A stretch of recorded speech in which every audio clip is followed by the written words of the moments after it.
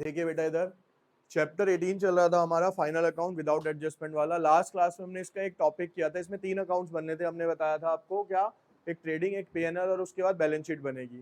तो last class में हमने अपना ट्रेडिंग वाला टॉपिक कंप्लीट किया था। अब जो मैं आपको अकाउंट बनवाने जा रहा हूँ वो है प्री एनएल अकाउंट, जिसको हम बोलते हैं बच्चे किस नाम से जानते हैं, profit and loss account. Profit and loss account बनाने के लिए बच्चे सबसे पहले हमें चाहिए इसके अंदर इसका table.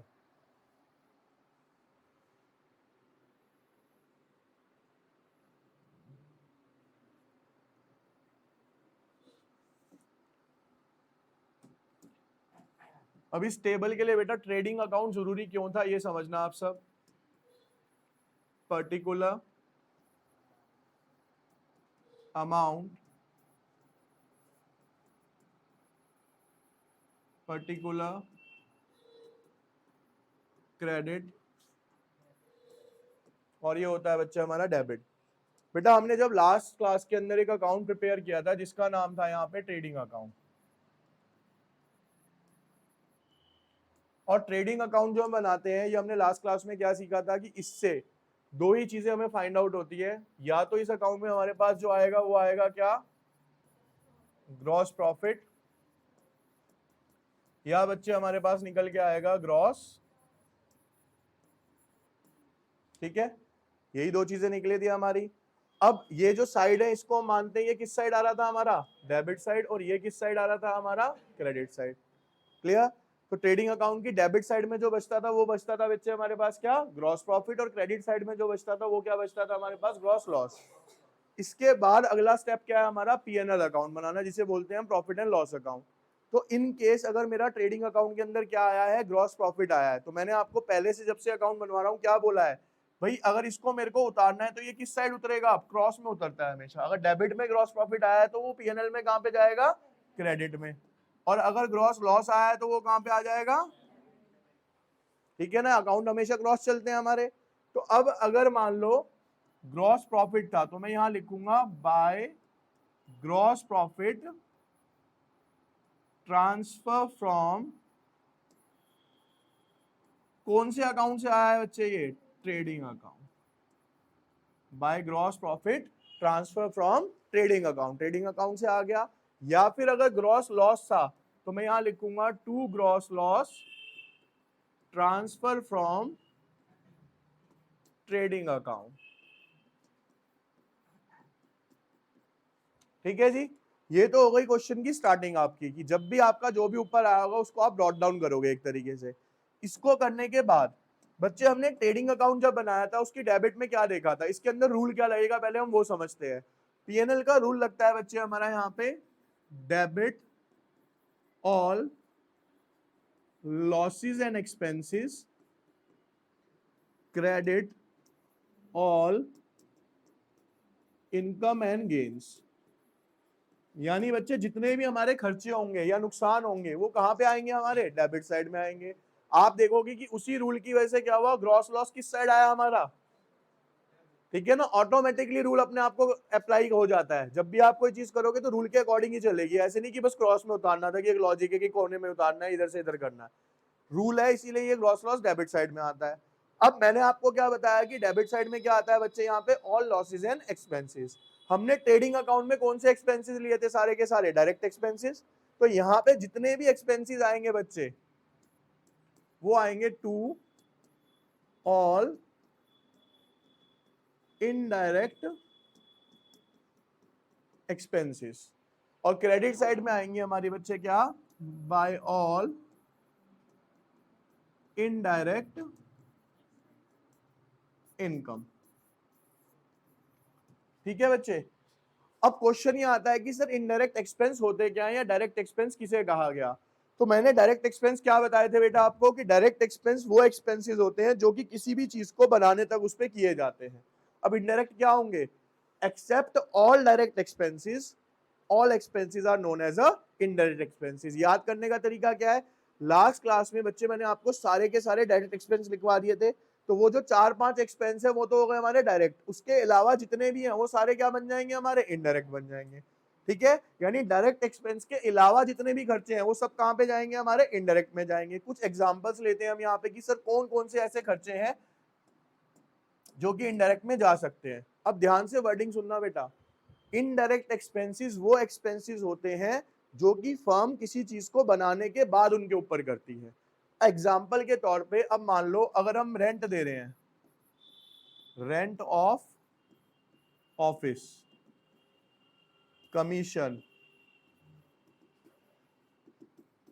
Interest, repair, salary etcetera. अब इनमें से कोई भी एक खर्चा ऐसा नहीं है जो कि मैन्युफैक्चरिंग के काम आ रहा हो, ये सारे खर्चे क्या है जो उसके बाद किए जा रहे हैं। अब अगर इसके अंदर मैं रूल लगाता हूं तो इसमें भी बच्चे हमारा रूल क्या लगेगा, ये देखिए आप, if debit side is less than credit side, और एक रूल क्या होगा, if debit side is greater than credit side. मतलब बेटा ये वाली साइड कौन सी होती है हमारी, डेबिट। डेबिट कम है, क्रेडिट ज्यादा है, तो बैलेंस कहां पे आया, सिंपल। यहां पे जो बचेगा वो क्या बचेगा, ये देखिए आप, जो यहां पे निकल के आता है बेटा उसे बोलते हैं हम to net profit transfer to capital account, net profit transfer to capital account. और यहां पे जो बचेगा बेटा वो बचेगा by net loss transfer to capital. और मैं बार बार आपसे कह रहा हूं दोनों में से एक ही चीज होती है। कई बच्चे कॉपी पेस्ट करने के चक्कर में रहते हैं कि सर हमें प्रॉफिट तो मिल गया तो लॉस दिया ही नहीं हुआ क्वेश्चन में। कॉपी पेस्ट के चक्कर में मत रहना, या तो प्रॉफिट गिवन होगा या लॉस गिवन होगा, दोनों चीजें कभी नहीं हो सकती आपको एक साथ, ठीक है ना। तो बेसिक आपका ये फॉर्मेट होता है। ट्रेडिंग जिसको अच्छे से आ गया होगा, नेट आपका जो पीएनएल अकाउंट है वो काफी इजी हो जाएगा उसके लिए, ठीक है। अभी एक क्वेश्चन लेंगे हम, यहाँ पे देखेंगे सब। देखिए बेटा इधर,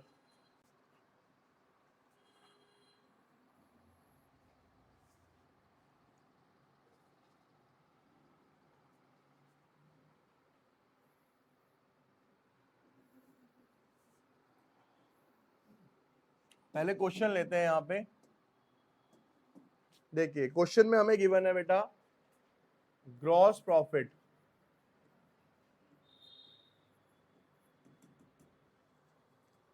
1,30,000, rent 5,000, salary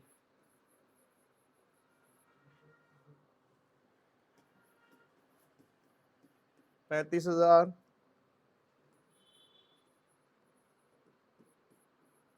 commission paid 19,000, interest on loan 5,000, advertisement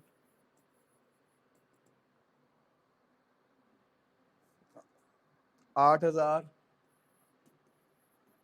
interest received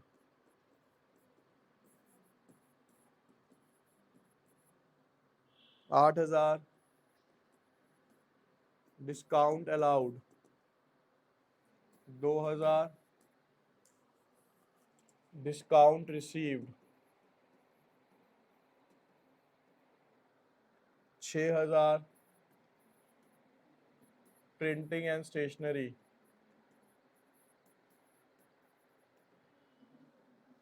14,000, legal charges 10,000,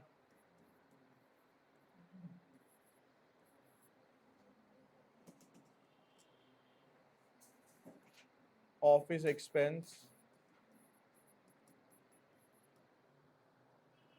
2,000,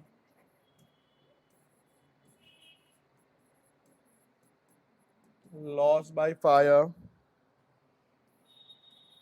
6,000, depreciation 4,000 miscellaneous income 2,000। ठीक है, ये क्वेश्चन है बेटा हमारा। अब एज पर रूल चलेंगे हम। देखिए इधर इधर फॉर्मेट बनाते हैं हम पीएनएल के लिए।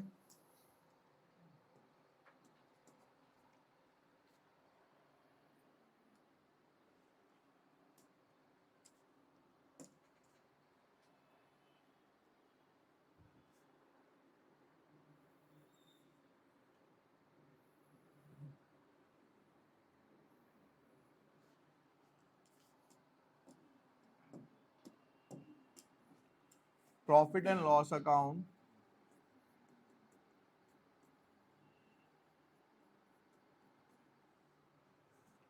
पर्टिकुलर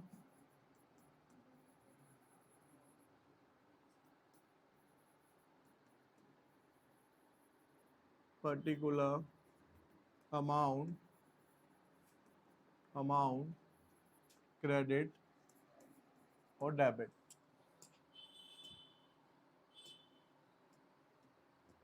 देखिए बच्चे, सबसे पहले हमें क्या गिवन है यहाँ पे, ग्रॉस प्रॉफिट। क्या गिवन है?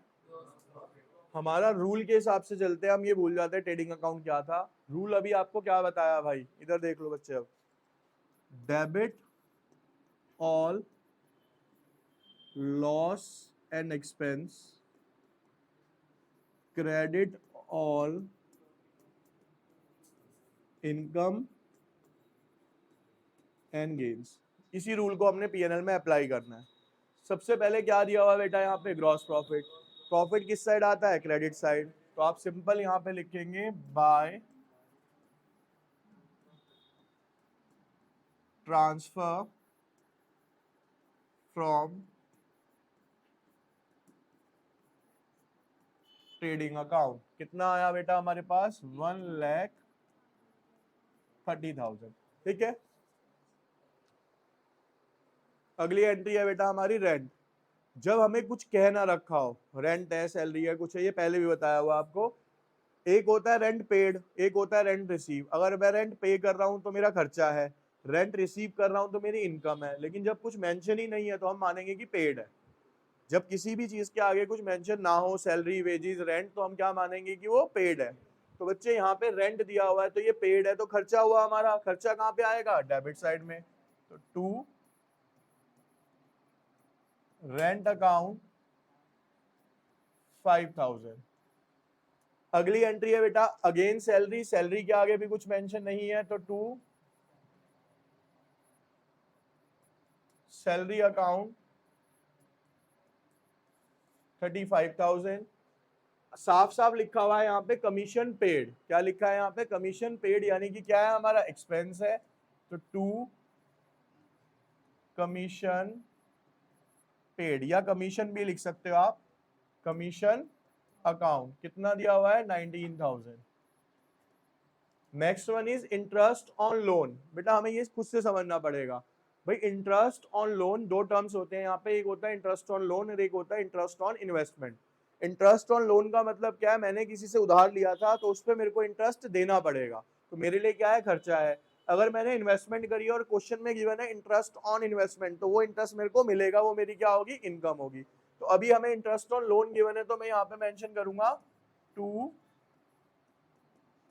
Interest on loan account. कितना है बच्चे यहाँ पे? फिर है यहाँ पे एडवर्टाइजमेंट। तो एडवर्टाइजमेंट क्या है हमारा? खर्चा।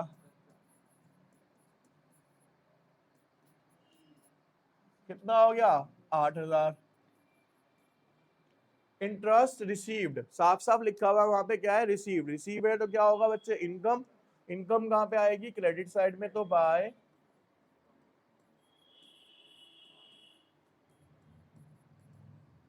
कितनी दी हुई है? 8,000। नेक्स्ट वन इज डीए का मतलब था यहाँ डिस्काउंट अलाउड। तो टू डिस्काउंट अलाउड मेरा खर्चा है एक तरीके से। कितना है ये? 2,000। ठीक है, अगला है बेटा यहाँ पे डिस्काउंट रिसीव्ड। रिसीव है तो क्या है हमारी? इनकम है। तो बाय डिस्काउंट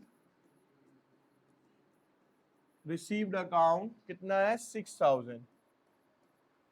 उसके बाद प्रिंटिंग एंड स्टेशनरी, बेटा आप फोटो कॉपी कराते हो, कुछ भी प्रिंटिंग कराते हो तो क्या है, हमारे खर्चे हैं। तो यहाँ पे आ जाएगा 2 printing and stationery. Printing stationery कितने का दिया हुआ है 14000। फिर लीगल चार्जेस, लीगल चार्जेस का मतलब है मान लो कोई वकील कर रखा है आपने, कुछ भी कर रखा है, तो वहां पे आप लीगल चार्जेस पे कर रहे हो। तो 2 legal charges account, legal charge है बेटा 10,000। फिर है ऑफिस एक्सपेंसेस, तो 2 ऑफिस कितना दिया हुआ है 2000। नीचे वाले को यहां रब कर लेते हैं हम। अगला दिया हुआ है बेटा लॉस बाय फायर, इसका नाम ही क्या है लॉस, तो 2 लॉस बाय कितना दिया हुआ है 6000। फिर दिया हुआ है डेप्रिसिएशन, तो बेटा जब डेप्रिसिएशन है तो क्या होगा हमारा एक्सपेंस।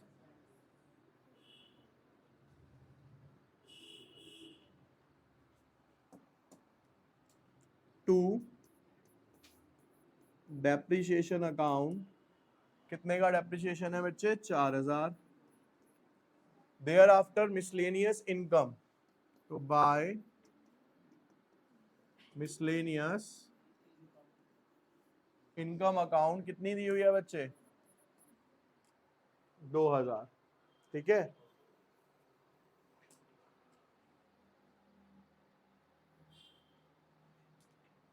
देखिए बेटा अब इसके बाद हम क्या करेंगे, यहाँ पे डेबिट का टोटल करेंगे और क्रेडिट का टोटल करेंगे।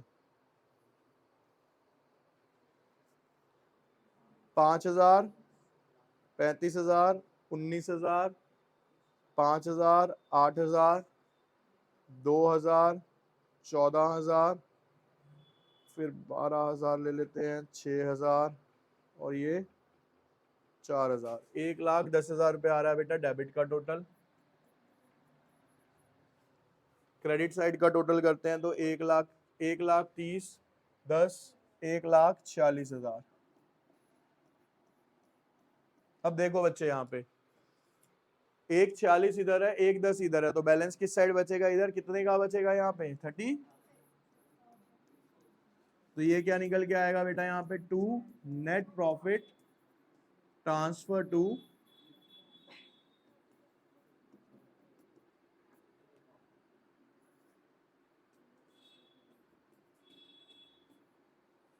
ठीक है, ये अकाउंट क्या हो गया बच्चे आपका यहाँ पे क्लोज हो गया।